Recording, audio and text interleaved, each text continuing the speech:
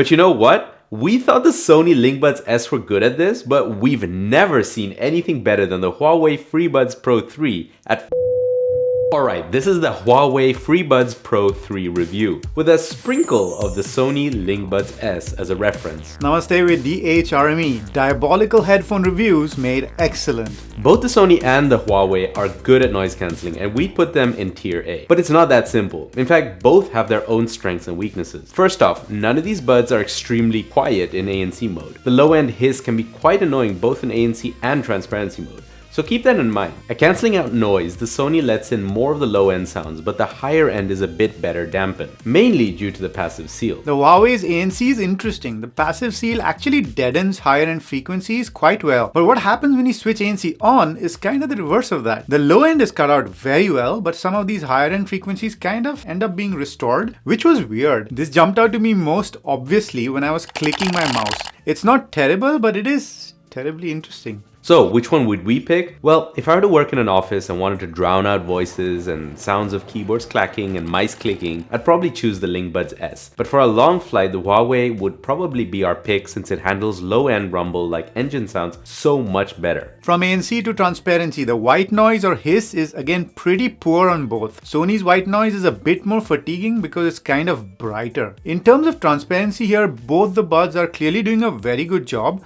quite close to not wearing earbuds at all. We'd put both of them in tier A, but the LinkBuds here has an advantage, especially with the higher frequencies. It sounds a bit sparklier, making voices more intelligible.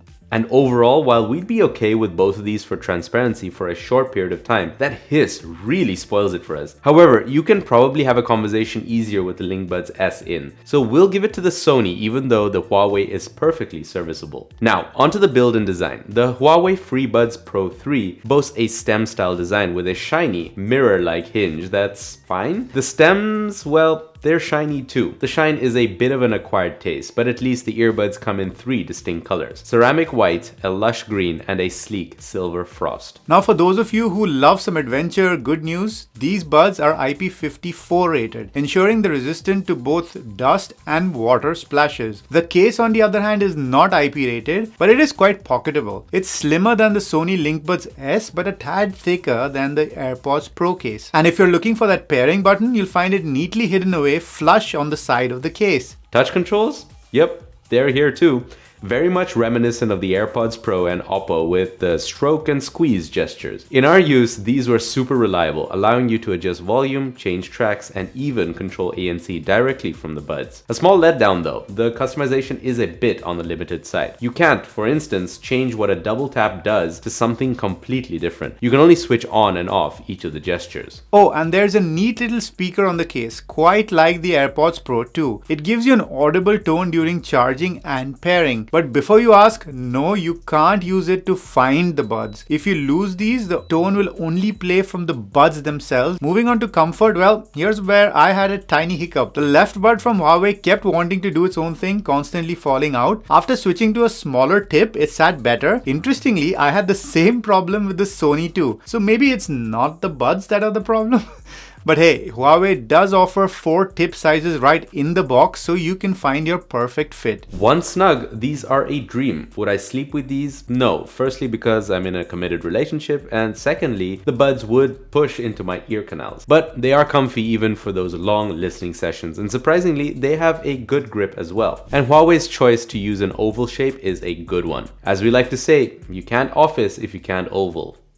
Moving on. For build and comfort, what it boils down to is your preference. Huawei's IP54 or Sony's IPX4. Shiny or understated. Stem or bud. China or Japan. I personally felt the Huawei was a tad more comfortable and had a better secure feel. Sony on the other hand wasn't bad either. Lastly, let's talk juice. Battery life is crucial, right? While the Sony lasted for a decent 5 hours with ANC and LDAC turned on, the Huawei did a little bit worse, giving about 4 hours under the same conditions, which is kind of bordering on acceptable at this price point. Oh, and between the two, only Huawei offers wireless charging. We want you to pay close attention. We're going to talk about popsicles, icicles, and Pop, popsicle, ice, ice, icicle. Test, test, testing. 1, 2, 3. So guys, what did you think of the microphones? To be honest, I have never seen microphones perform as good as the Huawei. Usually if mics cancel out background noise well, they tend to cut out the voice a bit. If they don't cut out background noise, the voice is totally drowned out. It's always a balancing act and you kinda end up choosing the lesser evil. Earbuds like the Technics AZ80 actually give you this as a choice in the app. But you know what? We thought the Sony LinkBuds S were good at this, but we've never seen anything better than the Huawei FreeBuds Pro 3 at phone calls.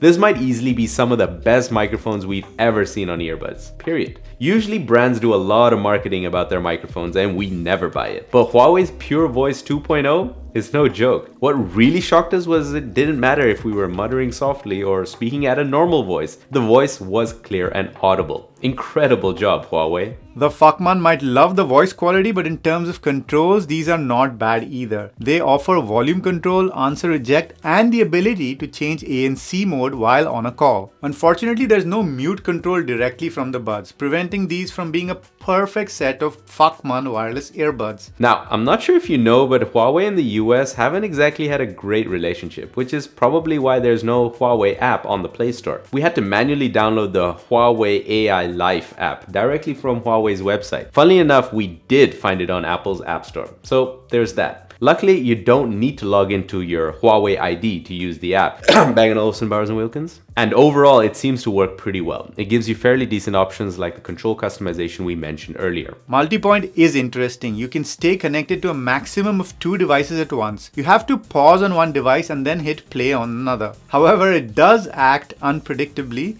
if you don't hit pause. Sometimes the audio starts playing from the device speaker, sometimes you hit play and it does nothing, and sometimes the device plays without any audio from anywhere. But as long as I hit pause on the first device and hit play on the other, it worked very reliably, so you go do that. The app lets you view all paired devices. You can also switch between them or remove devices from that list, and you can pull connection from a previously paired device. Unfortunately, there's no way to kick the device into pairing mode from the app. You have to put the buds in the case and hit that well-concealed pairing button on the side of the case. Putting the buds into pairing mode will pop up a notification on Windows because you get Microsoft Swift Pair support, but not on Android because there's no Google Fast Pair support here. You will get that AirPods-like pop-up if you have a Huawei phone, but not on any other device. You can also do audio sharing with another set of buds if you have a Huawei phone. There's also a wear sensor to automatically play or pause your music, and that works well. And a low latency mode that also works on iOS, because iPhones are gaming devices now. Compared to the Sony, the features are very much on par and sometimes even exceed the Sony. Wireless charging being an example. The LinkBuds S also supports multipoint and pulling a connection, so that's a wash. Let's talk about the Huawei FreeBuds Pro 3 sound first, and then we'll talk about how they compare to the Sony. So if I were to define these buds in one word, it would probably be unexciting and accurate and inoffensive. Okay, that's not one word. At lower volumes, that lack of excitement is a bit more obvious. Is there something off with the tuning? No, not at all. It's all intentional, and some of you might just appreciate this mild-mannered approach. As for the codecs, they've got the usual suspects covered. SBC, AAC, LDAC, and L2HC 2.0. Okay, that last one's not very usual. But those of you holding out for LHDC and aptX, you're out of luck here. Alright, bass lovers, a heads up. The bass on these is, reserved. It never overpowers or muddies the overall sound. The sub bass does show its prowess when it needs to, making sure you feel that deep rumble. But the mid bass, it's kinda subtle to the point of being almost absent. If you're like me and you're craving that punchy kick drum even after tweaking the EQ a bit, it doesn't quite hit the spot. For voices and lead instruments, the clarity and timbre is excellent here. The treble is quite restrained and doesn't at any point get sibilant. Depending on who you are, this might be good or not so good for you. However, the EQ responds better to treble than it did to the bass frequencies. So if you want to pull some bars up on your app, go for it. Timbre really deserves a special mention. Across the board, we thought it was top notch. It's transparent, like a pane of glass you might just walk into while playing your fiddle. For those of you who like to fiddle around, you get presets and a 10-band graphic EQ to tune things to your liking. Any custom EQ presets you make are stored on the buds and are available even when you move from Android to iPhone. And if you're listening closely, the instrument separation on these is pretty damn good. Every note has its space, like musicians perfectly spaced on a stage. These buds also sound very wide, adding to that sense of space. Overall for sound, we think if you just want to take buds out of the box and go, the Huawei are pretty good. But if you have the patience, the Sony LinkBuds S can get very close. Even though Sony just has a 5-band EQ, the hardware responds much better to EQ. Overall, we'd pick the Huawei ear. It's much more spacious, sounds a bit cleaner to our ear, that lack of mid-bass punch notwithstanding. But wait, there's one issue with the Huawei that might just change your decision. There's a significant variation on our unit between the left and right earbud. The bass on the left channel seems to be quite a bit lower than the right, which probably is leading to that mid-bass confusion we have. We're not sure if this is unit variation, but this is definitely something to watch out for. So which one should you buy? Well, between the Sony and Huawei, we like the Huawei. Similar ANC and transparency results, better sound, better for calls, and those controls are miles ahead of what Sony has using its touch controls. A better IP rating, and in terms of fit and comfort, they're excellent. The Sony does have a more responsive EQ, a more legal app, better battery life, and none of those channel imbalance issues. It's also less shiny.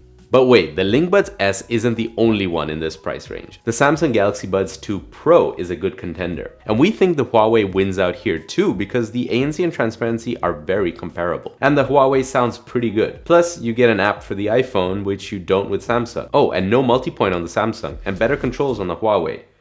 Okay, we should stop.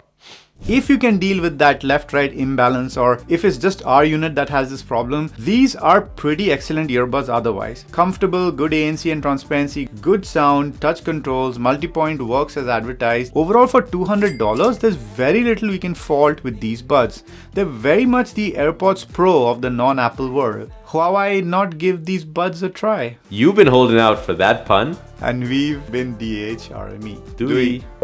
Unpredictably, At noise cancellation on a call. Wanted to drown out voices, the sounds of keyboards clacking, and more. I was clicking my mouse. S. But for I want you to pay close attention. We're going to talk about popsicles, icicles, and Teslas driving by as we do our microphone tests.